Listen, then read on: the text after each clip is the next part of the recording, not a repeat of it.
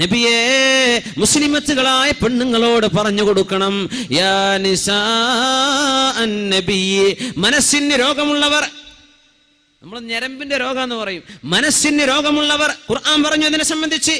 ഖുർആൻ പറഞ്ഞു, ഹൃദയത്തിന് രോഗമുള്ളവർ നിങ്ങളുടെ വീട്ടിലേക്ക് കയറുകയോ നിങ്ങളുടെ പ്രൈവസികളിൽ ഇടപെടുകയോ ചെയ്യുന്ന നേരത്ത് നോ എന്ന് പറയാനുള്ള തന്റെ ഇടം പെൺകുട്ടികൾക്ക് വേണം.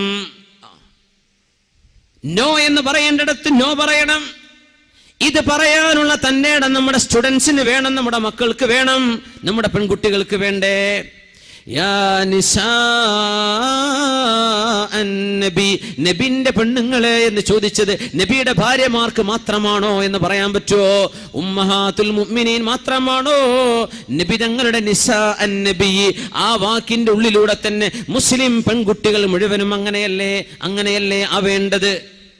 അൻ-നബിയ്യു ഔലാ ബിൽ മുഅ്മിനീന മിൻ അൻഫുസിഹിം വഅസ്വാജുഹു ഉമ്മഹാതുഹും. നബിതങ്ങൾ വാപ്പയെ പോലെയാണ്. അനലകും ബിമൻസിലത്തിൽ വാലിദി ലിവലദിഹി, നിങ്ങളൊക്കെ എനിക്ക് മക്കളാണ്, ഞാൻ നിങ്ങൾക്ക് വാപ്പയാണെന്ന് പറഞ്ഞ നബിയാണ് മുഹമ്മദ് റസൂലുള്ളാഹ് സ്വല്ലല്ലാഹു അലൈഹി വസല്ലം. ഞാൻ നിങ്ങൾക്ക് വാപ്പയെ പോലെ പറഞ്ഞു തരാൻ നബിതങ്ങൾ പറയുമായിരുന്നു. യാ നിസാ അൻ-നബി, നബിയുടെ പെണ്ണുങ്ങളെ,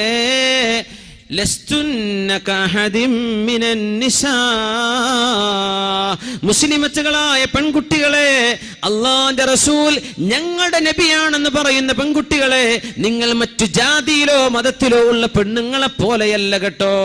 ലസ്തുന്ന കഅഹദിൻ മിനൻ നിസാ, ഇനിത്തഖൈതുന്ന, നിങ്ങൾ അല്ലാഹുവിനെ ഭയപ്പെടുന്നുണ്ടെങ്കിൽ ഫലാ തഖ്നഅന ബിൽ ഖൗലി, അന്യപുരുഷന്മാരോട് കൊഞ്ചിക്കൊഴഞ്ഞ് വർത്തമാനം പറയല്ലേ. തഖ്നഅന ബിൽ ഖൗലി, സ്വരം മധുരമുള്ള ശബ്ദമുണ്ടാക്കിയിട്ട് അന്യരോട് സംസാരിക്കല്ലേ. മനുഷ്യന്റെ ശരീരങ്ങളിൽ ഹോർമോണുകൾ പടച്ചത് അല്ലാഹുവാണ്, പുരുഷന്റെയും സ്ത്രീയുടെയും ശരീരത്തിൽ അല്ലേ.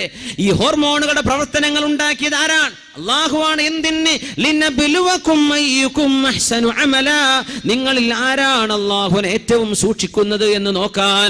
അതുകൊണ്ട് പെണ്ണെ, വല്ലതും അന്യ പുരുഷനോട് സംസാരിക്കേണ്ടി വന്നാൽ ഫലാ തഖ്ലഅന ബിൽ ഖൗലി, പെണ്ണുങ്ങളെ നിങ്ങൾ മധുരമുള്ള സ്വരത്തിലൊന്നും മറുപടി പറയരുത്. വീട്ടിലേക്ക് വന്നു, വാപ്പുണ്ടോ?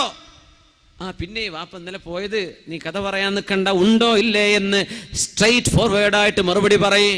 അത് പറയുമ്പോൾ നിന്റെ കിളിക്കൂറ്റെടുക്കല്ല, അതാണ് ഈ പറഞ്ഞതിന്റെ അർത്ഥം. ഫലാ തഖ്ലഅന ബിൽ ഖൗലി, നീ മധുരമുള്ള സ്വരത്തിൽ മറുപടി പറയണ്ട. ഒരന്യ മനുഷ്യനോട് നിനക്ക് ഫോണിലോ അല്ലെങ്കിൽ വീട്ടിലോ വന്ന് ചോദിക്കുമ്പോൾ മറുപടി പറയേണ്ട ഗത്യന്തരമില്ലാത്ത അവസ്ഥ വരുമ്പോൾ പറയേണ്ടത് എങ്ങനെയാണ്? ശബ്ദം പരുഷമായിട്ട് പറയണം. എന്തിനാണെന്നറിയോ?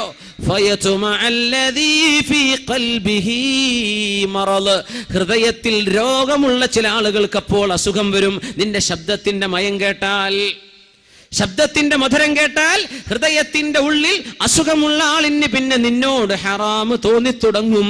നിന്നെ ഒന്ന് പിടിക്കണമെന്ന് തോന്നും, നിന്നെ ഒന്ന് തൊടണമെന്ന് തോന്നും. പിശാചിനോട് അവന്റെ കൂടെ നിന്ന് നിന്നെ നോക്കാനും കാണാനും ആ വഴിയോരങ്ങളിൽ പാർത്തു നിൽക്കാൻ തുടങ്ങും. അതുകൊണ്ട് നീ സമ്മതം കൊടുക്കല്ലേ. നീ നിന്റെ ശബ്ദം പരുഷമായിട്ട് പറ എന്ന് പരിശുദ്ധ ഖുർആൻ. പെണ്ണെ, നീ നിന്റെ ശരീരം സൂക്ഷിക്കും. നിനക്ക് മാത്രമല്ല, ഒരു ജനറേഷന് വേണ്ടിയാണ്, ഒരു തലമുറക്ക് വേണ്ടിയാണ്. അള്ളാഹുവിനെ പേടിച്ച് ജീവിക്കുന്നവർക്കേ നാളെ ഖബറിൽ രക്ഷപ്പെടാൻ കഴിയൂ. അള്ളാഹുവിനെ പേടിക്കാനാണ് ഈ പറയുന്നത്. എന്തിനെന്നറിയോ?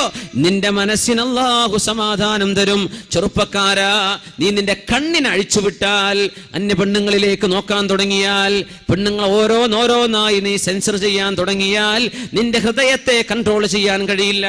അത് നിന്നെ തിന്മയിലേക്ക് എത്തിക്കും. ഈ തിന്മ നിന്റെ മനസ്സിന്റെ സമാധാനം ഊതിക്കെടുത്തും. എപ്പോഴാ സമാധാനം കിട്ടുകയെന്നറിയോ? അലാ ബിദിക്രില്ലാഹി തത്മഇന്നുൽ ഖുലൂബ്, അല്ലാഹുവിനെ ഓർക്കുമ്പോഴേ സമാധാനം കിട്ടൂ. നിന്റെ വെബ്സൈറ്റുകൾ ബ്രൗസ് ചെയ്യുമ്പോഴല്ല, മ്യൂസിക് കേൾക്കുമ്പോഴല്ല, പാട്ട് കേൾക്കുമ്പോഴല്ല, അള്ളാഹുവിനെ അനുസരിക്കുമ്പോഴേ ഇത് കിട്ടുള്ളൂ. അതുകൊണ്ട് ആണും പെണ്ണും അവരുടെ കണ്ണുകൾ സൂക്ഷിക്കണേ, ശബ്ദം സൂക്ഷിക്കണേ. അതുകൊണ്ട് സഹോദരാ, നിന്റെ ഫേസ്ബുക്കിന്റെ പേജുകളിൽ നിന്റെ ഫ്രണ്ട്സുകളായി ഏതെങ്കിലും അന്യ പെൺകുട്ടികൾ നിന്റെ കൂടെ പഠിച്ചവരായിരിക്കാം. പഠിച്ചു കഴിഞ്ഞില്ലേ, കാലം കഴിഞ്ഞു. നിന്റെ കൂടെ പഠിച്ചതിന്റെ പേരിൽ കല്യാണം കഴിച്ച് അന്തസ്സിൽ ജീവിക്കുന്ന പെൺകുട്ടിയുടെ കുടുംബ ജീവിതമാണ് നീ തകർക്കാൻ പോകുന്നത്.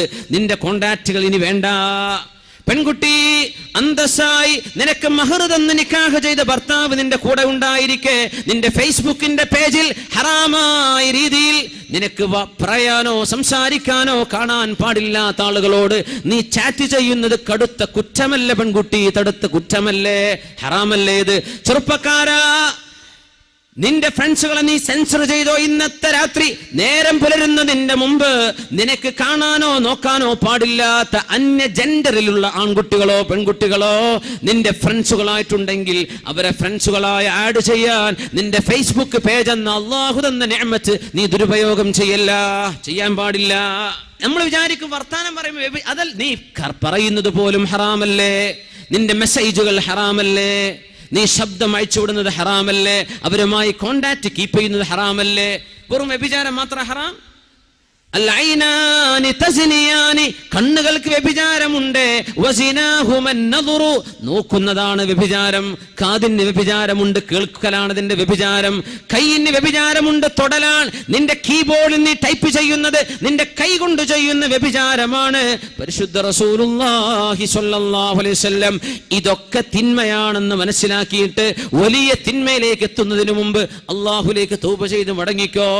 യാ ഫുദൈൽ എന്നവരെ 60 വയസ്സായി എനിക്ക് വഹൽ മിൻ ഹീലത്തിൻ, ഇനി രക്ഷപ്പെടാൻ വഴിയുണ്ടോ? ഇനി രക്ഷപ്പെടാൻ വഴിയുണ്ടോ?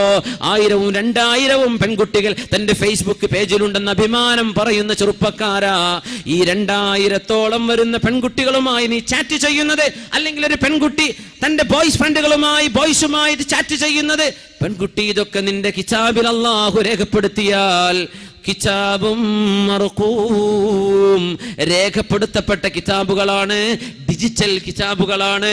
ഇത് അല്ലാഹു രേഖപ്പെടുത്തി കഴിഞ്ഞാൽ എത്ര വലിയ കിതാബുമായിട്ടാണ് നാളെ അല്ലാഹുവിനെ കണ്ടുമുട്ടാൻ പോകുന്നത്. വിചാരണയില്ലേ? നാളെ ഹിസാബില്ലേ? നാളെ അല്ലാഹുവിന്റെ മുമ്പിലേക്ക് വരണ്ടേ? ഇബ്നു സ്വമ്മ റളിയല്ലാഹു അൻഹു ആണ് പടച്ചവനെ എനിക്ക് എത്ര വയസ്സായി എന്ന് ചിന്തിച്ചപ്പോ 60 വയസ്സ്. യാ അല്ലാഹ്, 60 വയസ്സ് ജീവിച്ച ഞാൻ എത്ര ദിവസം ഭൂമിയിൽ ജീവിച്ചിട്ടുണ്ടാകാം? 21,500 ദിവസം. അറബ് വർഷപ്രകാരം 60 വയസ്സുള്ള ഒരാൾ ജീവിക്കുന്നത് 21,500 ദിവസം. ഇബ്നു സ്വമ്മ എന്ന മഹാൻ 60 വയസ്സ് ജീവിച്ചപ്പോൾ ചിന്തിച്ചു പോയി, എത്ര ദിവസം ജീവിച്ചു? 21,500. എന്നിട്ട് ചിന്തിക്കാൻ, പടച്ചവനെ ഒരു ദിവസം ഒരൊറ്റ തെറ്റ് ഞാൻ ചെയ്തിട്ടുണ്ടെങ്കിൽ എന്റെ കണ്ണുകൊണ്ടോ കാതുകൊണ്ടോ മനസ്സുകൊണ്ടോ ശരീരം കൊണ്ടോ എങ്ങനെയെങ്കിലും ഒരു ദിവസത്തിൽ ഒന്ന് അത് മാത്രമാണ് ഞാൻ ചെയ്തിട്ടുള്ളതെങ്കിൽ പോലും നാളെ കിതാബ് ലഭിക്കുമ്പോൾ അതിലുണ്ടാവുക 21,500 പാപങ്ങളാണ്. 21,500. എന്താണ് ഈ കിതാബ് എന്ന് മനസ്സിലാക്കിയോ നമ്മൾ? ലാ യുഗാദിറു സഗീറതൻ വലാ കബീറ മാ ലിഹാദൽ കിതാബ് വയഖൂലു മാ ലിഹാദൽ കിതാബ്. പടച്ചവനെ, എന്താണ് ഈ ബുക്കിന്റെ അവസ്ഥ? ലാ യുഗാദിറു സഗീറതൻ വലാ കബീറതൻ ഇല്ലാ അഹ്സാഹാ വവജദൂ മാ അമിലൂ ഹാദിറാ വലാ യദ്ലിമു റബ്ബുക അഹദാ. നിങ്ങൾ ചെയ്തതല്ലാതെ മറ്റൊന്നും ഇവിടെ രേഖപ്പെടുത്തപ്പെട്ടിട്ടില്ല. നിന്റെ റബ്ബ് നിന്നെ ആക്രമിക്കൂല. അല്ലാഹു നിന്നോട് ദുൽമ ചെയ്യുന്നില്ല. മനുഷ്യന്മാര് പറയും മാലിഹാദൽ കിതാബ്. ആ ഒരു കിതാബിൽ 60 വയസ്സുള്ള ഒരാൾ ഒരു ദിവസം ഒരു തെറ്റ് ചെയ്താൽ കിതാബിൽ കാണുന്ന വായിക്കേണ്ടി വരുന്നത് 21,500 പാപങ്ങളാണെങ്കിൽ, യാ അല്ലാഹ്, ഒരു ദിവസം ഒന്നല്ലല്ലോ രണ്ടല്ലല്ലോ എന്റെ വാക്കുകൊണ്ട്, നാക്കുകൊണ്ട്, ചുണ്ടുകൊണ്ട്, കണ്ണുകൊണ്ട് മനുഷ്യനെ കളിയാക്കി ചിരിച്ചത്, കൽബിന്റെ ഉള്ളിൽ ദേഷ്യം കൊണ്ട് നടന്നത്, മറ്റുള്ളവനോട് അസൂയ വെച്ചത്, ഒരു മുഅ്മിനായ മനുഷ്യരെ തെറ്റിദ്ധരിച്ചത്, ഒരാളെ സംബന്ധിച്ച് ചീത്ത പറഞ്ഞത്, ഇങ്ങനെ തുടങ്ങി ഒരു ദിവസം എത്രയാണ് ഞാൻ പറഞ്ഞു കൂട്ടുന്നത്, ചെയ്തു കൂട്ടുന്നത്. ഇതൊക്കെ 21,500-ൽ അങ്ങ് വിന്യസിച്ചു കളഞ്ഞാൽ എത്രയായിരം പാപങ്ങളുടെ റെക്കോർഡുകളാണ് ഞാൻ എന്റെ കിതാബിൽ വായിക്കാൻ പോകുന്നത്.